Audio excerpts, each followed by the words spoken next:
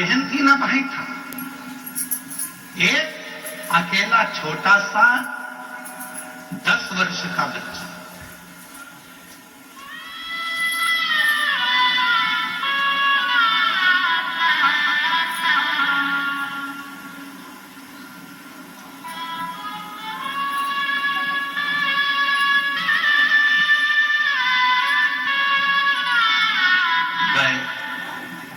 के लिए बच्चा, जितने मिलने वाले उनके रिश्तेदार थे, या अनाथ हो गया। अनाथ अनाथ अनाथ। हमने कहा चिंता मत करो, 13 दिन पूरे होने दो, विश्वनाथ है। ये अनाथ नहीं है, विश्वनाथ। वो विश्वनाथ समान है। कई अच्छे अच्छे परिवार के लोग एकत्रित हुए, सबने कह दिया इस बच्चे को हम पढ़ा लेंगे। हम एक निर्णय लिया गया। आज वो बच्चा अच्छे स्कूल में पढ़ रहा है, अच्छी एजुकेशन कर रहा है और पढ़ने में भी होशियार है। कौन समान रहा? दादी को लगता है कि दादी सोचती है कि मैं परिवार को संभाल रही हूं, बहू सोचती है मैं घर चला रही हूं, बेटा सोचता है अगर मैं दुकान नहीं जाऊंगा तो घर नहीं चलेगा, बेटे को लगता है मैं फैक्ट्री नहीं जाऊंगा तो फैक्ट्री नहीं चलेगी, किसी व्यक्ति को लगता है कि मैं काम नहीं करूंगा तो ये काम ही नहीं होगा, मैं करूंगा तो होगा।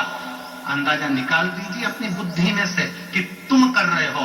जिस दिन तुम्हारी सांस बंद हो जाएगी, 100 पड़ा रहेगा, उस दिन भी तेरा घर चलेगा, उस दिन भी फैक्ट्री चलेगी, उस दिन भी दुकान चलेगी, उस दिन भी व्यापार चलेगा। जिस दिन तू चला भी जाएगा उस दिन भी चलेगा। क्यों? क्योंकि उसने जितना तेरे ललाट पर लिख कर रखा है।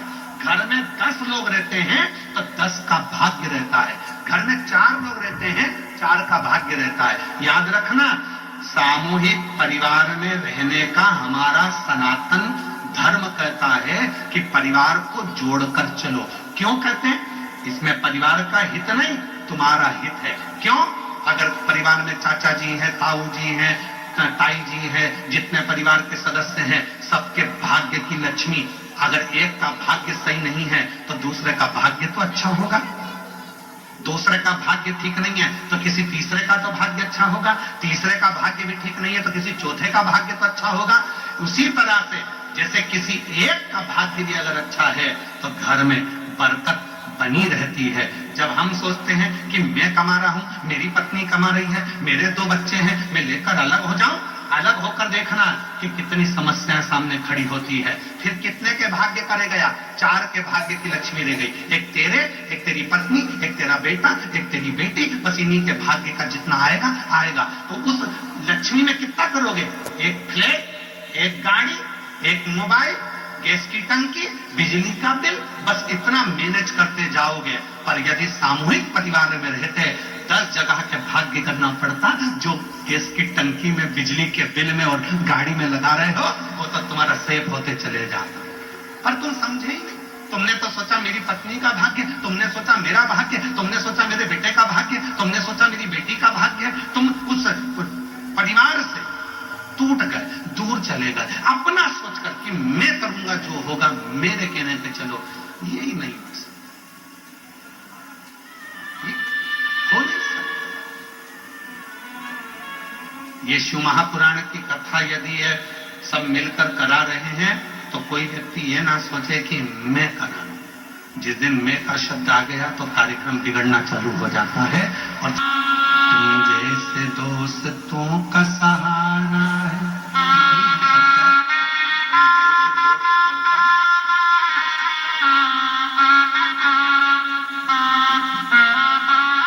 तुम जैसे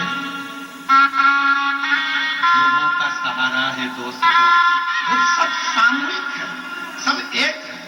और फिर निवेदन करूंगा, परिवार की एकता,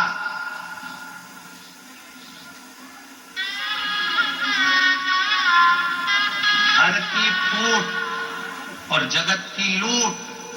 याद रखना, जब हमारे आपस में ही हम फूट डाल लेंगे तो दुनिया के लोग लूटना प्रारंभ कर देंगे। इसलिए घर में है, हम दो, जम के बोलो, हम दो हमारे दो। और घर में माँ बाप आए तो उनको बाहर फेंक दो।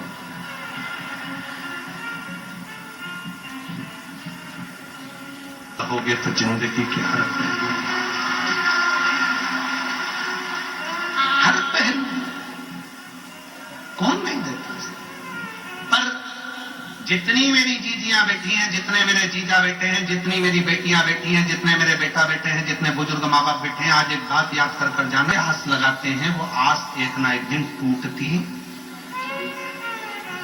कितना सोच के बैठी थी मेरी बहू आएगी, गरम रोटी खिलाएगी, मेरे पांव दबाएगी, मेरी चमकी करेगी।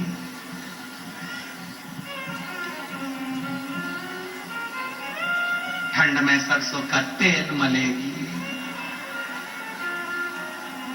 कितनी आस लगाई थी। पहले आस लगाई थी भगवान एक लड़का दे दे, भगवान एक लड़का दे दे, और मालूम पड़े लड़की हो गई तो फिर भगवान से आस लगी, भगवान ने लड़का भी दे दिया। होगा शादी करूंगी, बहू आएगी, और बहू आई। जी अजी, और जना जाने कौन कौन से 3-4 शब्द है मैं बोलूंगा तो आप लोगों को बुरा लगे। और मेरा बाबू और मेरा वो चाचू की जानू, ऐसा कुछ बोले। अब उसको उठा रही, अजी उठो। अब बोले क्या है, क्या है? चाय। तो जाना किचन में मेरी भी बना के ला। मैंने तो मेरे पापा के घर कभी ना बनाई। तूने चाय नहीं बनाई? नहीं, बेवकूफ बनाया। माँ आ गई। माँ ने विचार करा तेरी शादी में डीजे पे गाना बजवाया था, अजीबो शान सहनसा। डीजे पे गाना चला था, अजीबो शान सहनसा। आज सहनसा की ये हालत हो गई। बनियाड़ पे चाय बना रही है।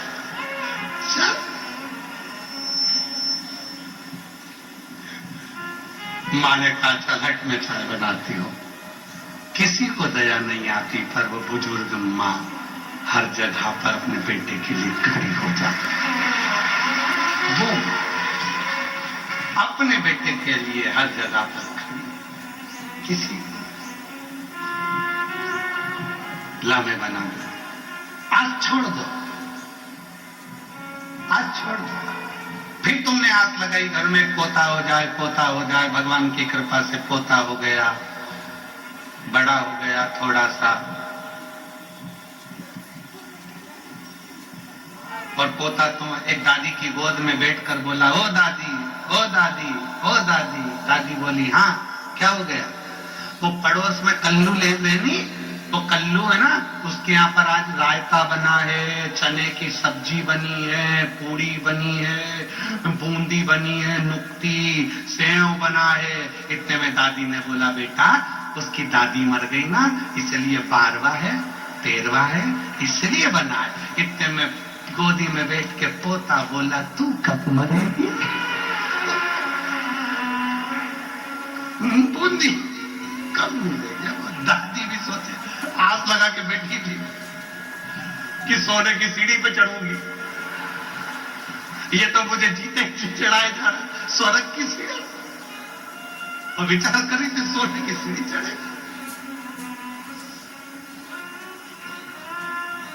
आस लगाना छोड़ दो। भाई भाई से आस लगाकर बैठा है मेरा भाई, बहन भाई से आस लगाकर बैठी है मेरा भाई, मेरी बहन, मेरे रिश्ते, मेरे नाते। शिव महापुराण की कथा कहती है किसी से आस मत लगाओ, नाता एक शिव जी से, दूजा नाता तोड़ दो, और रिश्ता एक शिव जी से, दूजा रिश्ता छोड़ दो। एक नाता, एक रिश्ता, एक कुटुंब, एक कबीला, फिर कोई संबंध, कोई आस का।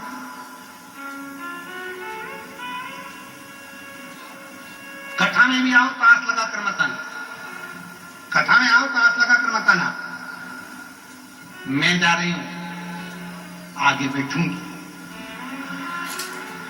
आस लगा के आई थी, अंदर प्रवेश ही नहीं मिला। सबको फोन लगा रही, भैया जी कहाँ हो? भैया जी बोले हमारी तो खुद बैठने की सेटिंग नहीं हो रही, पीछे खड़े। आस लगा के बिल्कुल मत आओ, तुम तो ये सोच कर आओ मेरा शंकर भगवान, मेरा भोलेनाथ जहां बिठाएगा बैठ जाऊंगी, कथा सुनाएगा सुनूंगी और चली जाऊंगी। जाई विधि राखे शंभु ताई विधि रहिए, और शिव शंकर हरे शंकर गौरी शंकर कहिए, जैसा शिव रखे वैसे रहने का प्रयास। जैसा शिव, संसार में आस लगाओगे टूटे। एक पत्र है, अच्छा देखो,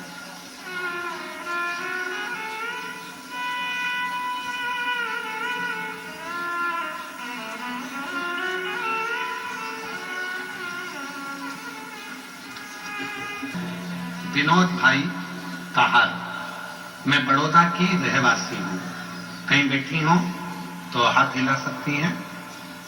मोहिनी बहन, विनोद भाई कहार, अगर कहीं बैठे हो तो हाथ हिला सकते हैं। बैठे, हाथ हिलाओ। खराब हो गई थी, मुझे अस्पताल लेकर गए, एडमिट किया और 4-5 दिन के बाद बताया गया कि दोनों किडनी खराब हो चुकी है, आपको डायलिसिस करवाना पड़ेगा। घर वाले बहुत परेशान हो गए, तबीयत ऐसी कि बचना भी मुश्किल हो गया था। बाबा, एक लोटे जल का क्या वर्णन करना। मेरी बहन रोज मुझे सीहोर के रुद्राक्ष का पानी पिलाती और एक बेलपत्र खिलाती। मेरी देवरानी भी शिवजी पर चढ़ाया पानी लाती और पिलाती। इस मुझे अहमदाबाद में ले जाया गया, वहां भी यही चीज बताई गई कि आपको आजीवन डायलिसिस करवाना पड़ेगा। और वहां मेरे भाई की लड़की रुद्राक्ष का पानी लाती, मैंने विश्वास नहीं तोड़ा। मेरे पुत्र ने भी आंवले के पानी का प्रयोग चालू किया।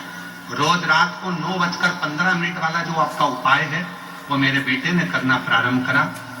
कुंदकेश्वर महादेव का नाम लेकर दवाइयां खाती और डायलिसिस चल रहा था, पर डॉक्टर ने कहा कि ये तो जिंदगी भर चलेगा। समझ नहीं आया, रुद्राक्ष का जल पीती और 9:15 वाला जो उपाय था वो करना प्रारंभ करा। आज मैं बाबा को धन्यवाद देने के लिए आई हूं गुरुदेव कि आज मेरा एक भी डायलिसिस नहीं होता। मेरी किडनियों ने काम करना प्रारंभ कर दिया और सारी की सारी रिपोर्ट नॉर्मल होने लगी। मेरी सारी की सारी रिपोर्ट नॉर्मल होने लगी। डॉक्टर ने भी बताया कि आपकी दोनों किडनी, डॉक्टर ने भी बताया कि आपकी दोनों किडनी काम करने लगी है, अब आपको डायलिसिस की कोई जरूरत नहीं है। ये बाबा की कृपा है गुरुदेव कि आज मेरी किडनियां काम कर रही हैं। शिव पर भरोसा करें, शंकर पर भरोसा करें, हम संसार के लोगों पर भरोसा करें।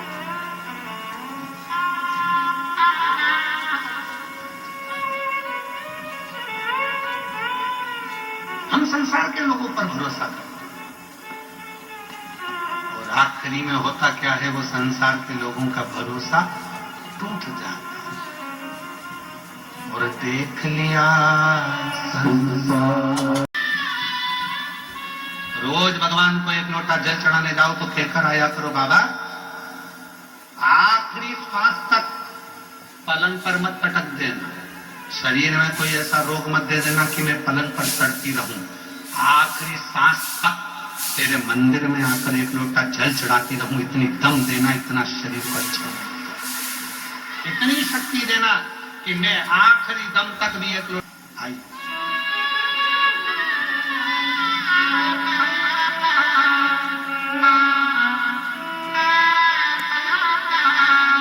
झूठे नाते झूठे रिश्ते, झूठे नाते अच्छी खुश होके ठीक हो गई।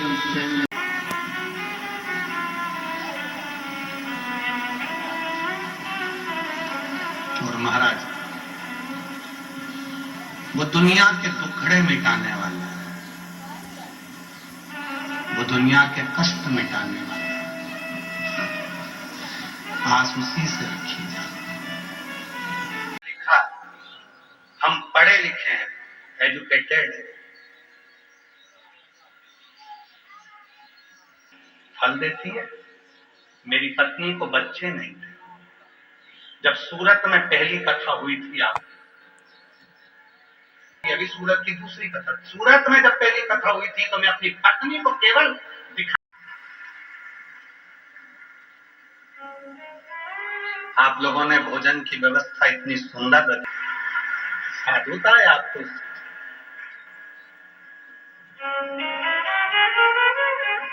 और पूरे बड़ौदा के जितने भी शिव भक्त हैं, जो कोई पानी, कोई चाय, कोई दूध, 24 घंटे जो व्यवस्थाओं, करो सेवा, वो दे। सेवा करो तो मेवा मिले,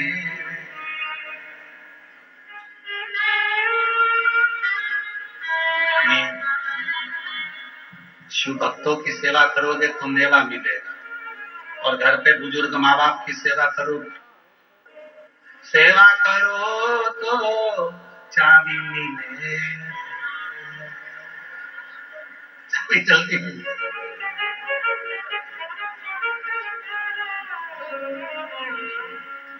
पर ऐसा नहीं है, चाबी के लिए कभी सेवा नहीं होना चाहिए। बुजुर्ग माँ बाप की सेवा तो इस भाव से करो कि हमारे भी बच्चे होंगे, अगर हम हमारे माँ बाप की सेवा करेंगे तो हमारी औलाद हमारी करेगी, इस भाव से।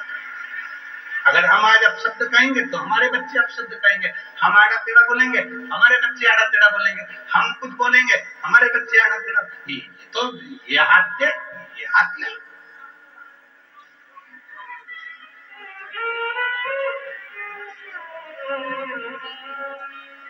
संसार तो ऐसा ही है। एक पढ़ा लिखा लड़का था, उसको नौकरी नहीं मिल रही, तो उसको सूचना मिली कि अपने गांव में सर्कस आया। सर्कस वाले के पास जाकर बोला, भैया हमको नौकरी दे दो। सर्कस के बंदर के कपड़े पहनना है, शेर के मुंह में हाथ देना, कितना मिलेगा? 20,000 रुपये महीना। तैयार हो? ठीक। शेर के बंदर के कपड़े पहन के शेर पिंजरे के अंदर, सर्कस चालू हुआ, चारों तरफ लोग बैठ गए, उसको पिंजरे के अंदर शेर बंदर के कपड़े पहना के, और जो शेर के पिंजरे में छोड़ा, इतनी देर में उस पिंजरे में फिर शेर आया, दौड़ के। जो शेर आया ये पीछे खसक गया, शेर इसकी ओर बढ़ा, ये और पीछे खसक गया, शेर और आगे बढ़ा, ये और पीछे खसका।